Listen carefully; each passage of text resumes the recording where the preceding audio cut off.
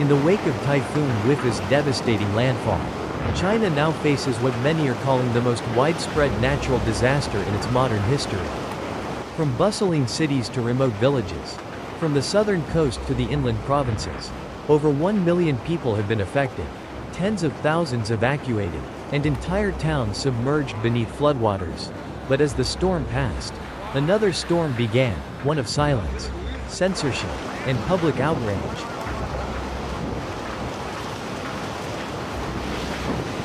The typhoon struck Guangdong province on the night of July 20th, bringing with it winds exceeding 140 km per hour and torrential rains.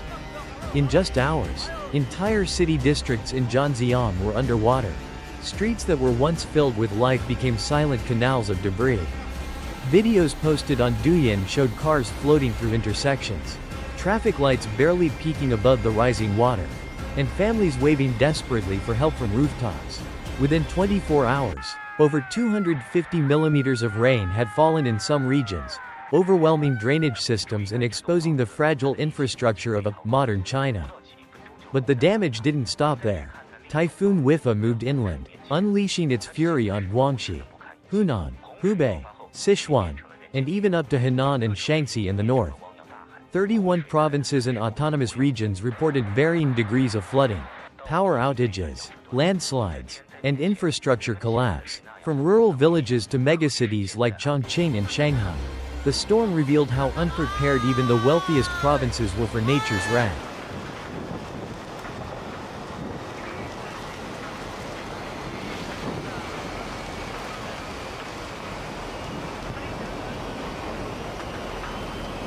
Official reports were sparse, while independent monitors estimated over 300,000 people had been forcibly displaced. The government's state media only acknowledged some localized flooding. International media outlets such as Reuters, SCMP, and AP documented extensive damage. But inside China, posts showing the truth began disappearing. Citizens who dared to share real-time videos of the disaster had their accounts suspended.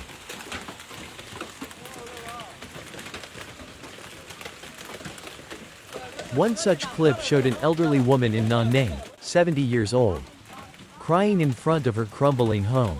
"I've lived here all my life. I've seen floods before, but never like this. And this time, no one came." Indeed, no one came. In countless villages, emergency services were delayed or never arrived at all. Volunteers attempting to deliver food and water were stopped at government checkpoints for not having the proper documentation.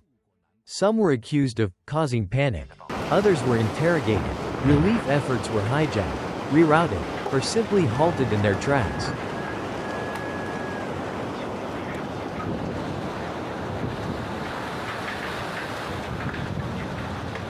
Amid the chaos, the state-controlled narrative remained firm.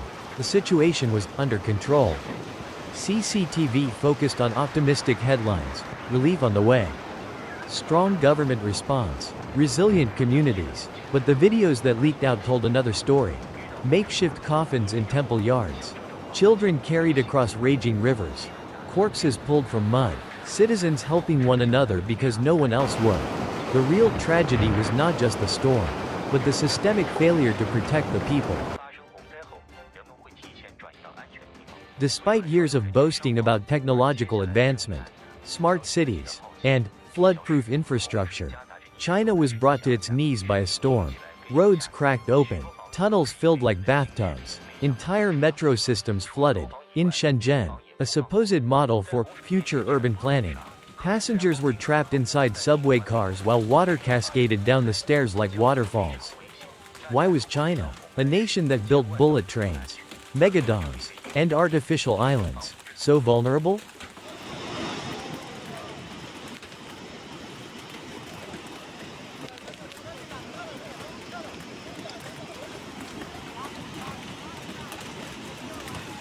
Experts point to years of aggressive deforestation, unchecked urban sprawl, and a complete disregard for climate resilience. Rivers were diverted, lakes filled, mountains carved to build high-rises. Wetlands, the planet's natural sponge, were turned into concrete parks. Drainage systems, if they existed at all, were outdated, neglected, or never designed for events like Wipha. But perhaps the most devastating blow was to public trust. Many Chinese citizens have seen this movie before. During the Hunan floods of 2021, similar failures in alert systems, censorship, and rescue delays led to hundreds of preventable deaths. Promises were made, never again, officials vowed, but now, just 4 years later, it has happened again, and worse. People are now asking, why weren't early warnings issued in time? Why weren't evacuation orders enforced? Why are volunteers treated like criminals? And most importantly, where is the accountability? This is not just a natural disaster. It's a political reckoning. Behind every fallen bridge, every drowned village, and every rooftop plea is a question of responsibility. Where were the local officials before the storm? Where were the central authorities when the rain began falling?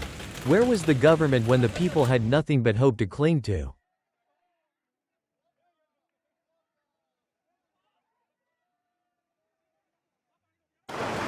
To make matters worse, in the days following the typhoon, Chinese state media doubled down on their narrative. Scenes of smiling party leaders handing out bottled water. Footage of soldiers pumping water from streets already dry. Carefully staged interviews with residents praising the government's swift action. And yet, the people know better. They've seen the truth. Some of them lived it. Some of them lost everything to it. One rescue worker told foreign press anonymously, "We had the boats. We had the food. We just didn't have permission to use them."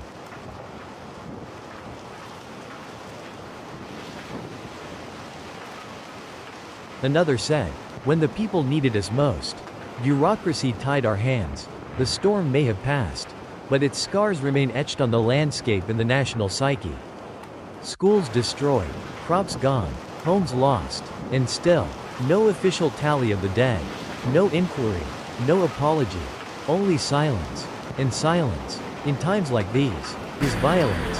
As floodwaters slowly recede, a new crisis looms: disease, hunger, displacement. Thousands are still living in temporary shelters, some without clean water or medicine. Kids go to sleep not knowing if they'll ever return home. Entire communities have vanished from maps.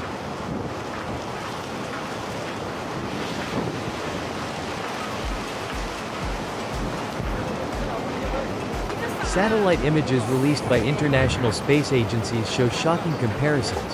Before and after photos where entire cities are swallowed by brown, murky waters, bridges snapped in half, highways cut by torrents. And yet, back home, the public is fed headlines about national growth, foreign investments, and space exploration. We are building a powerful nation, they say. But who is it powerful for? The people ask. Typhoon Wipha has revealed the fragile underbelly of a giant. And it has forced a reckoning, not only with the forces of nature, but with the consequences of negligence, propaganda, and the centralization of control. This was not just the failure of a weather forecast. It was the failure of a system unwilling to admit its mistakes.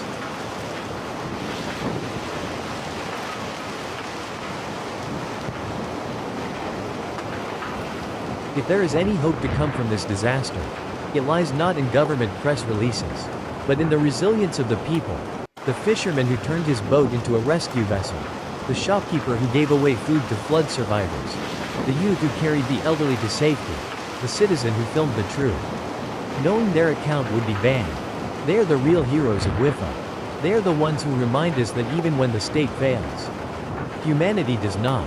So now the question remains. Will China learn from this? Will the leadership open its eyes before the next storm arrives? Or will it once again bury the truth beneath layers of water, concrete, and censorship?